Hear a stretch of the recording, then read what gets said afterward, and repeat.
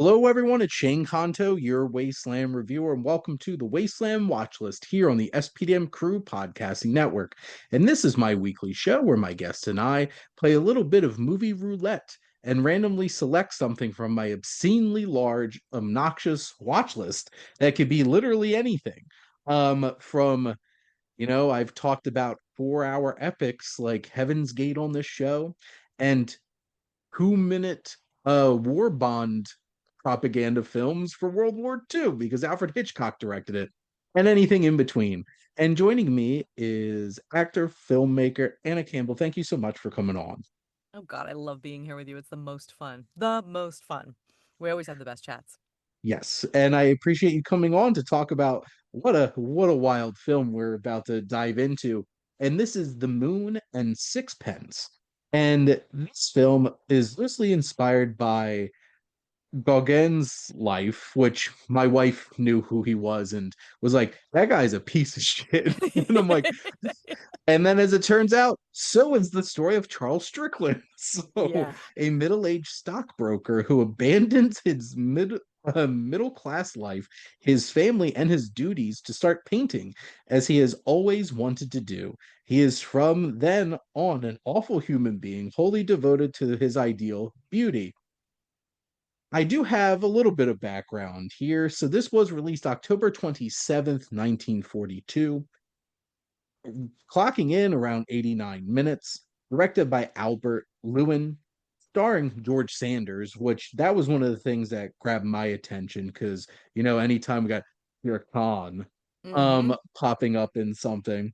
Herbert Marshall and Doris Dudley. This is based on the 1919 novel by W. Somerset uh Mom. Yeah. Mong, Mom. and Yeah.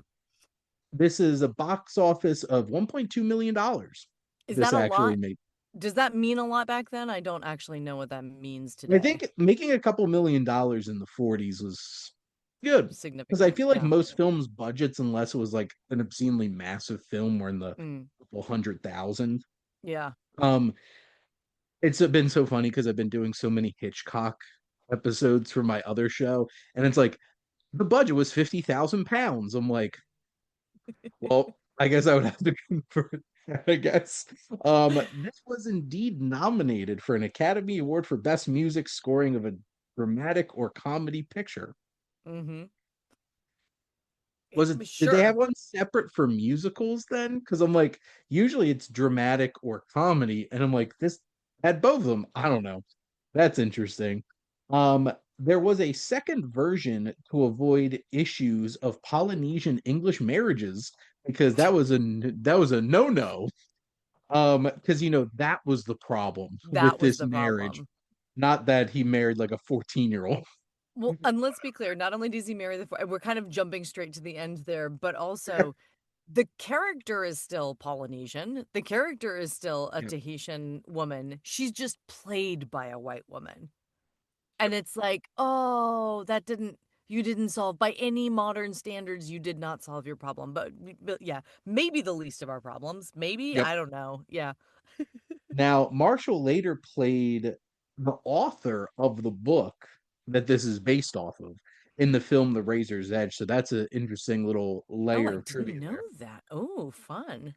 This was originally conceived by RKO as a John Barrymore vehicle, Okay.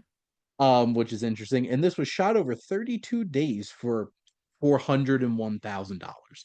So it made three times its budget. It made 3 times its budget. I have no idea what marketing would have looked like back then, but weirdly 3 times. I mean, so again, is that a low budget for the time? Because I also read that this film ended up having to be made independently. It was not made as part of the studio system because the content, they had concerns that it was because he cheats on his wife and there was morality content issues with it. Did you right? And by the way, like maybe we should just go back and start all the way at the beginning, which was my first question to you after Yes. having watched the movie was why the hell this movie? Like let's just be blunt about that, right? So In tell the the world, right, how this so happened. this wound up on my watch list because this is an Oscar nominated film. just Similar for to, score. Yeah. the Norbits of the world and the Suicide Squads. These are Oscar nominated, sometimes winning films. But no, Yeah. I always love there's been a couple of these that I've done on the watch list. I'm like, how did this wind up on my watch list? Nominated for Best Original Song. Nominated. Yeah, yeah. I felt like there must have been something specific that, like someone one time had told you that there was something of value in here, right? Because I couldn't find it. No, me neither. Honestly, at the I had a I had a J.K. Simmons at the end of Burn After Reading moment. Was like, Palmer, what was this all about? Like, because I honestly cannot figure out what this movie was trying to say I think it and does. why it- it existed. I think why it existed is a better question for me. I think what it was trying to say, it said very bluntly, right? Mhm. So all of the summaries of it sort of include this idea of we're exploring artistic genius, right? And the sort of the selfishness that comes with true artistic genius. Now, even though the summaries also talk about his obsession with beauty and aesthetics and all of this, and we can talk about the magical reveal stolen from the Wizard of Oz that the that the movie attempts to do. But you don't they don't talk so much about his passion for beauty as his obsession with getting to paint. And Yeah. so this dude with a perfectly boring life who's introduced by our narrator at the very beginning as being the dullest man he's ever met. And he's really only hanging out with him as a favor to the dude's wife, who our narrator, through whom we sort of see most of the. We do, I guess, the whole story is really seen through his eyes, right? Yes. So he sort of befriends him as a favor. And I was fascinated because you expect him to become obsessed with the dude and his work. But even Mhm. the narrator admits that he doesn't quite get the paintings the first time he sees them.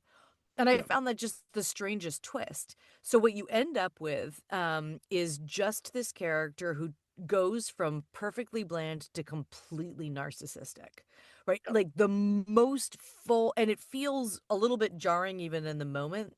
Like almost like if this is a midlife crisis movie, they take it too far, right? They take it Mm. all the way to remarrying a Polynesian girl and dying of leprosy. Like they really do just push the envelope. And yes, welcome to an interesting summary of Paul Gauguin's life, but also why?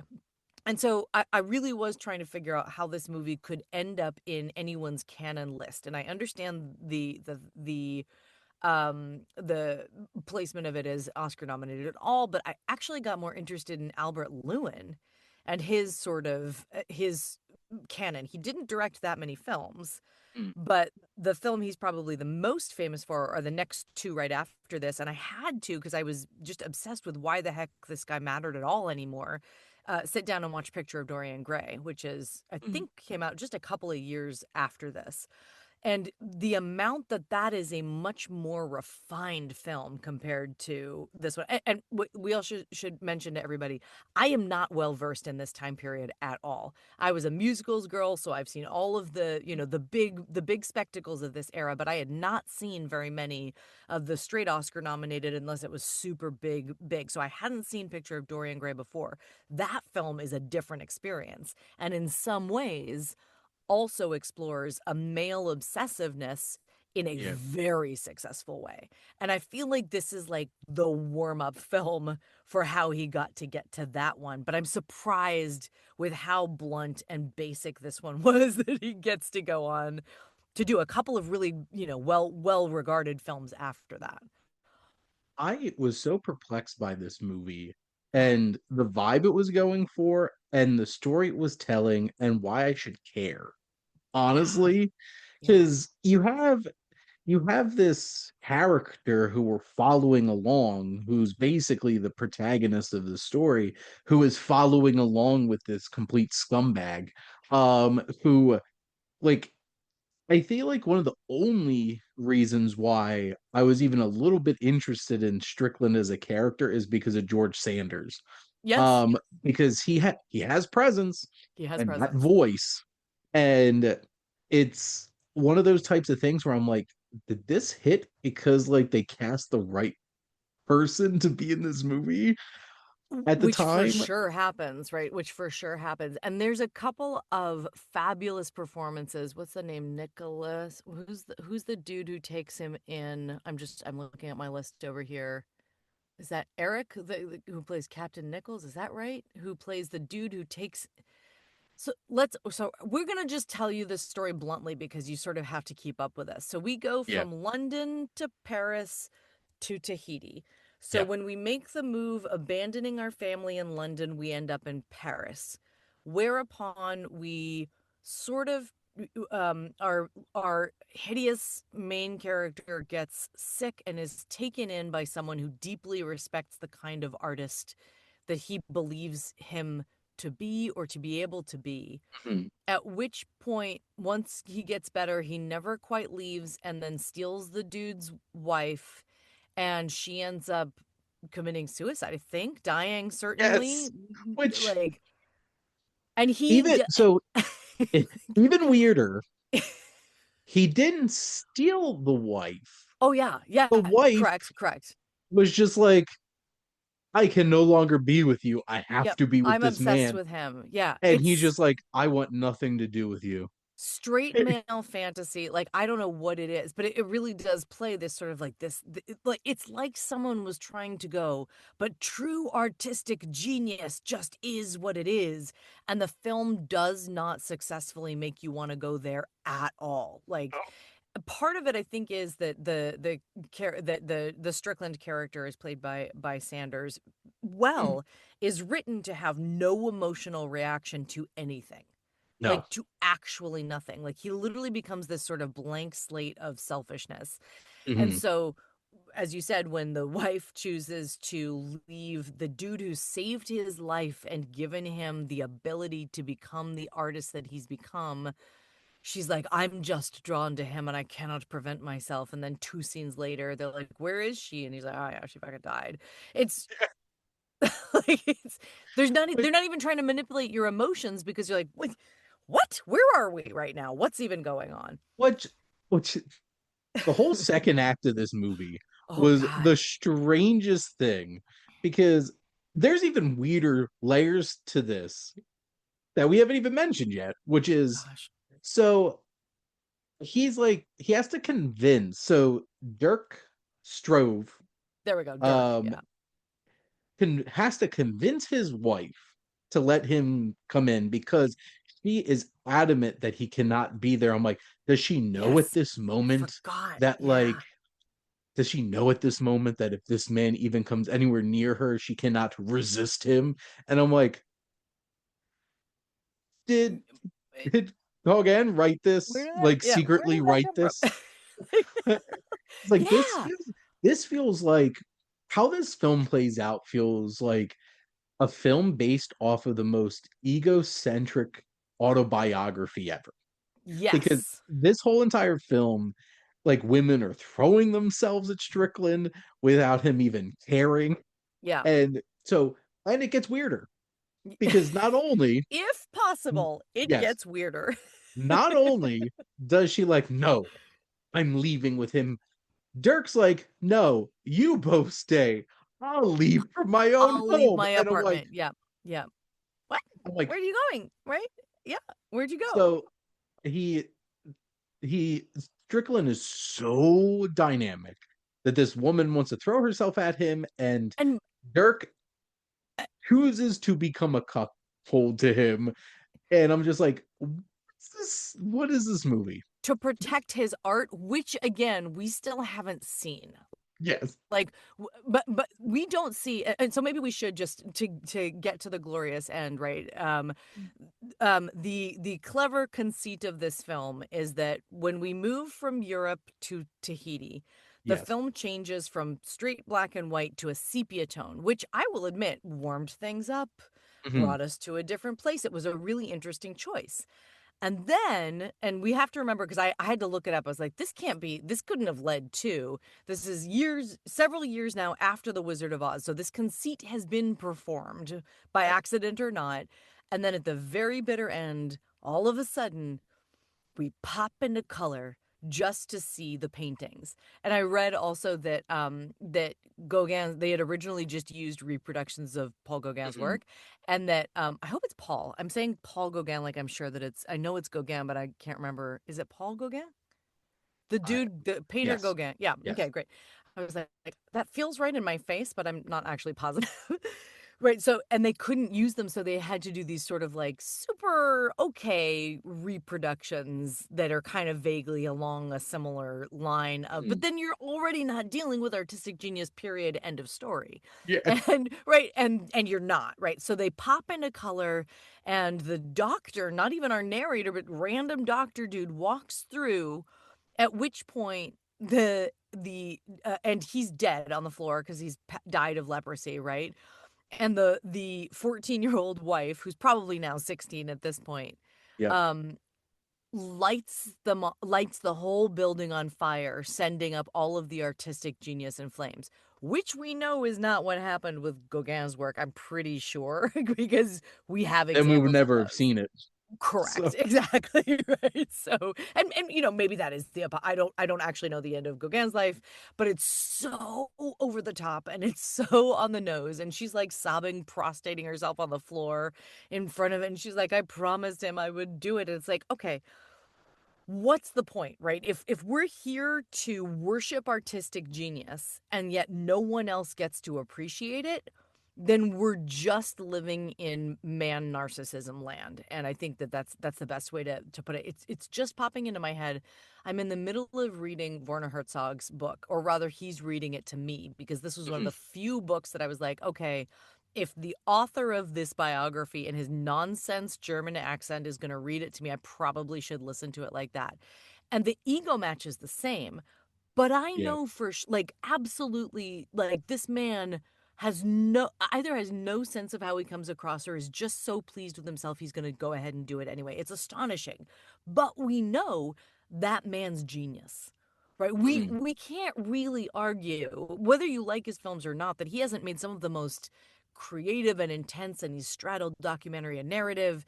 I don't have that connection with the Strickland character. I have no example of how he even expresses his passion outwardly, besides canvases that I never see until we set them on fire.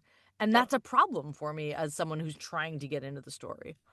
Well, and I think their choice to not make him Gauguin Mm, and make him Strickland complicates it even more, yeah. because then there's an added layer of distance, because this is not technically a biography about this actual painter.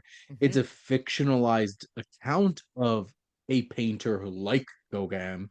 And then when we see these paintings and they're not the actual Gauguin, and they're Yeah. these not as good versions of it, this is the most challenging thing about making a film about an artist, Yeah. is if you're going to show the art, it actually has to be genius. Yes. Yes. And It's a visual medium representing a visual medium, and you yep. can't get away from that. Yeah.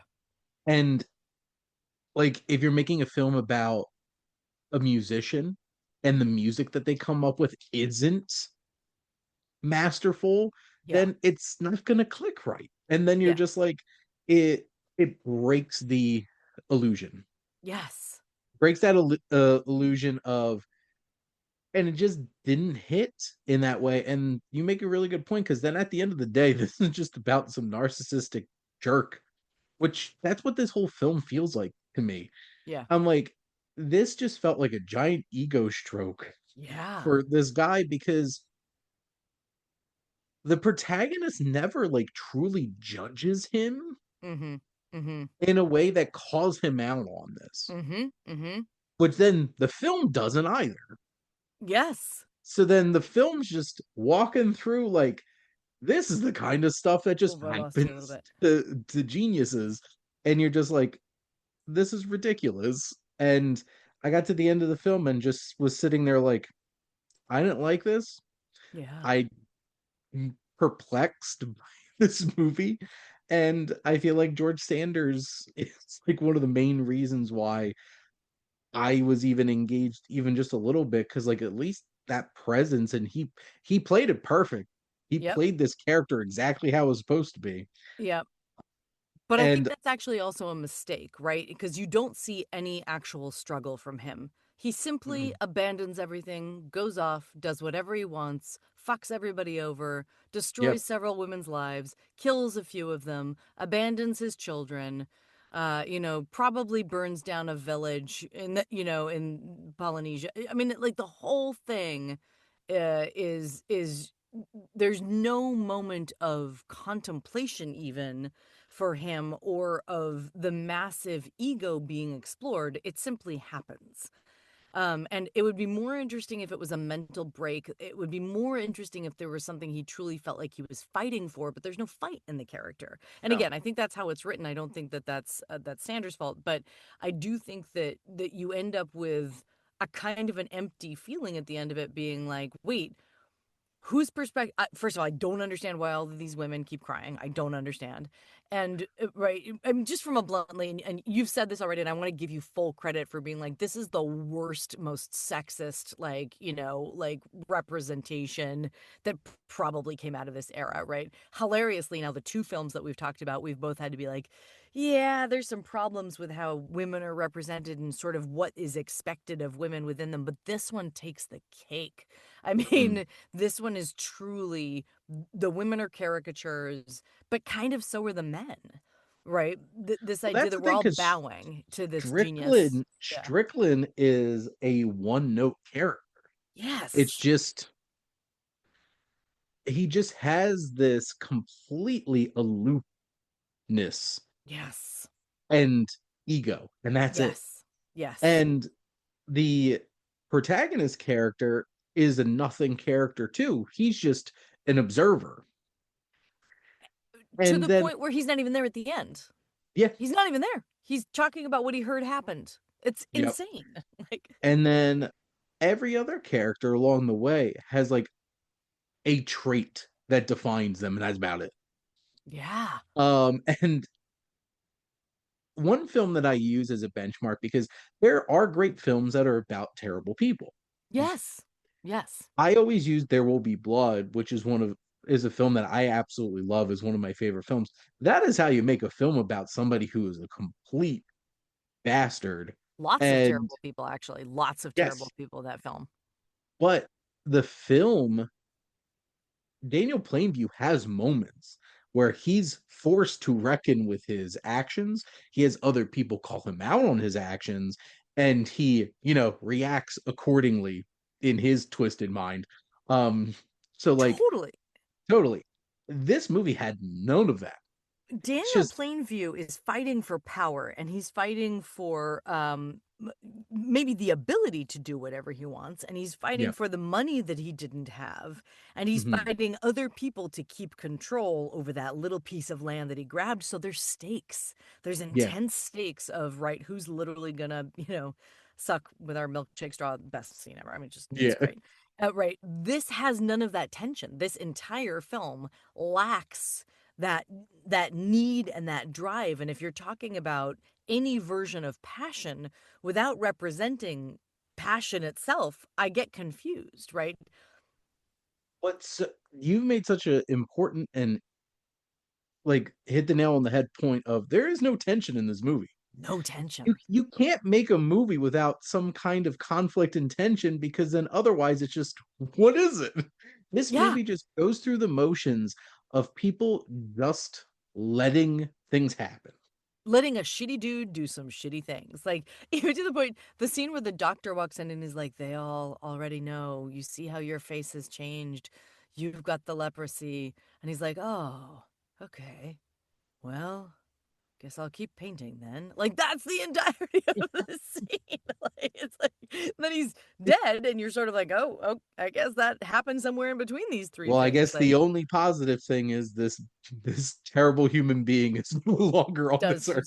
sort of guess what's coming to him, right? But I mean, there's some epically inappropriate shit in there. Like, as they're trying to describe. So just to summarize all of the women things again, right? Because the wife swears she'll never divorce him, and then finds out that he's left her for painting and is like, oh yeah, fuck that, I'm totally divorcing him, right? And just like lets him go. Like it would have been a problem if he had fallen in love with somebody else, but the art is, I can't tell if she thinks it's a good idea or if she's just like, yeah, I don't even know what to do with it, That is like, just so fine. resolved in like a comment. Yeah. And there is none of that. There's none of the conflict. Yep. And it's just like, okay, well, move on. Yep, same thing. Our act two lady, because there literally is a freaking lady after him per act, which is bizarre, right? Yep. Our act two lady is like, no, no, no, no, no. Okay, I totally have to. And then, oh, it's so sad, I'm gonna die. Like, and Well, and all of it happens without it actually happening on screen. We're just kind of told that it did. yep. And her whole entire character is defined by her being unhinged and mentally ill because we find out later that Dirk saved her in the first Yes, place. yes. And so it's just like, well, Oh, I okay. forgot the back. Yeah, there's some, right. There was Which a that's like a guy. I don't was like know. a It was like throwaway line. throwaway And it's completely. just like, whoa, wait a minute.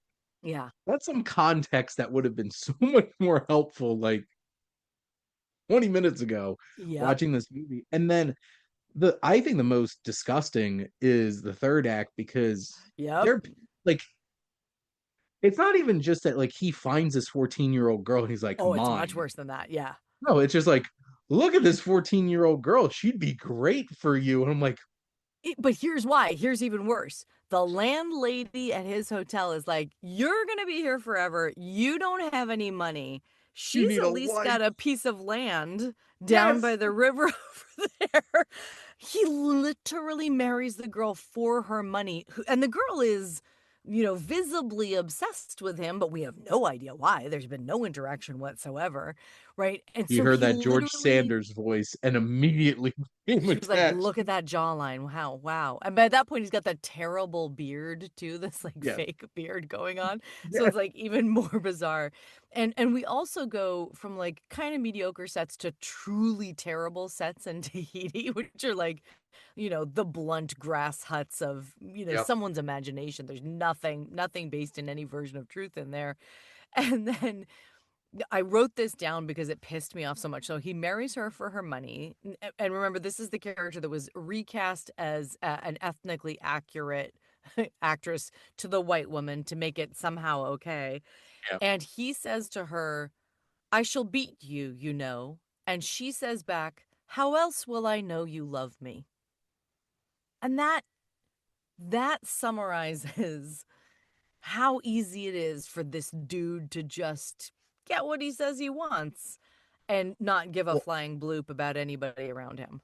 and nobody in the film or the film calls that out. No, never. And it's just like, oh, Yeah. wow, 1942. Because This must have been a really good book. Do you know what I mean? Like, this must have been one of those, like, page turner books yeah, that was poorly adapted. And I know there was a later adaptation to which I did not get a chance to watch. And frankly, after this one, I'm not positive I need to hang out with this character ever again. no, But there must have been some like it feels like I read the first 3 pages of the book. That was how much time I had. And mm, it's got that like Great Gatsby vibe of like this intense, crazy thing happened.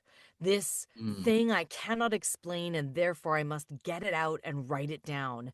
I must explain to you the strangest events of my life. That's the tone that it starts with. I that don't know how the tone's book. not in this movie. No, none of that in the Mm, movie. Just skipped no, it completely in the movie. Let us just go through the actions of what happened in the book that is read by the Benimashmona. that is very interesting that the framing device in the book is that way. Mm, And that's an interesting comparison because that does give off Gatsby vibes. right? And this is no well, like I don't love the Baz Luhrmann Great Gatsby movie, but like this character is not even anywhere close to even being Tobey Maguire No, of that Baz exactly. Luhrmann Gatsby movie, and it's just Exactly. like He's not even fascinated. He's just kind of reporting back. It's bizarre. It really is the whole tone of it. Like there's it's almost not any more to say about it because it's it cold truly is and just like, clinical, yeah. And I do and think, like, look, I will give in trying to find how did this happen this way, Right, because the movie apparently made a couple of dollars. Like, I do think that you see the constraints of an independent production at this time, right? They didn't have the same sort of resources, and I think that's part of what's going on. I think that this budget isn't particularly high. You'll have to, for the time, right? Also, right? Constraints within it for Oh, no sure. matter if it was comparatively or not, it didn't look like it. It didn't Uh, look like it, yeah. so, And and interesting that because they couldn't make it within the system, they couldn't use any of the contracted players. mhm, Um, I think also maybe we should just note that Lewin he's British, right? And so this was all filmed in London, and I believe therefore it's a British production. I yes. don't know of the British movies that were that's why I sort of like I think of it as like his film school a little bit. Like he got to make his first movie and then Hollywood saw something in him and brought him in. But he was producing before that. So there's a little bit of, well, maybe he should have known better. And okay, well, maybe he just went off to try this thing first, you Well, know? and I think this is a very interesting time. Well, this is 1942. This Hmm. is like England was in the thick of World War II, being Yeah. bombed and everything. So like this was this is an interesting time for cinema, Yeah. especially in Europe. Because like Yeah. obviously back in the US, people like Hollywood was making movies, but like Distracting us, though. That era of Hollywood yeah, was in full distraction mode. And it was well, and it was a directly lot. after this that it fell apart, right? Because we were like, we don't need Well, big dance numbers anymore. Yeah. well, yeah, because it was a lot of screwball comedies and Yep. stuff like that, The and big musicals. Yeah. this I can't imagine who would want to go like during like World War II, like even the United States were getting into the war at this point Yep. by the when this came out, where it's just like who would want to like go escape to the to watch To watch this, this. which is The, fascinating to me. there, like you said, there's a time and there's a place for obsessive men and movies about, right, the dangers of the dangers of exploring a passion too completely, or the space you have to give for true genius to erupt. I think those are two different things in my opinion, and this movie is neither, to be clear. But I'm just like trying to find what the idea, why you would think that this story and that this idea was one that should be adapted, and I think it just missed. I think that's Yeah, 98% of it. That's kind of my sense. I'm kind of interested in reading the book then, Yeah. just to see like how that came across. But no, this fell flat, real Yeah. flat. Yeah. And yeah, well, Somerset Maugham is way more famous for Razor's Edge, but this book was a popular novella at the time, basically yeah. from everything I read. So, it makes sense that you want to do an adaptation of it, and if you've got the rights, you might as well just like hurry and get it done. Well, this We is know a how that looks. to be fair, outside looking in, this is a crazy story. Yes. Yes. But how this was executed did not do it any favors or make it interesting at all. But Yes. Yes. Anna, thank you so much for coming on and talking about this movie with Always me. a pleasure. I will watch crappy movies with you all day long if we get to hang out and talk about them enthusiastically Awesome. anytime. We'll certainly be having you back on for sure. But thank all of you for listening. Make sure to like, comment, and share this episode. What's your favorite biography about an artist that came to the screen? And it's probably not this one, but I'd be interested to hear what some of yours are. And make sure to follow or subscribe wherever you listen to your podcast. The SPDM Crew Podcasting Network is ever expanding. We have so many great shows with all different types of interests, especially if you love movies. We certainly have a lot of podcasts about movies. And if you want to join the crew as a guest on a show like the Wasteland Watchlist or Flicks and Chill or any of our other podcasts, or if you have an idea for your own and you want a place to start, make sure to reach out to us on our website. And if you like our logo, check out HiFlyer Creative for all your digital marketing needs. But most importantly, thank you as always for tuning in and supporting the Wasteland Watchlist here on the SPDM Crew Podcasting Network.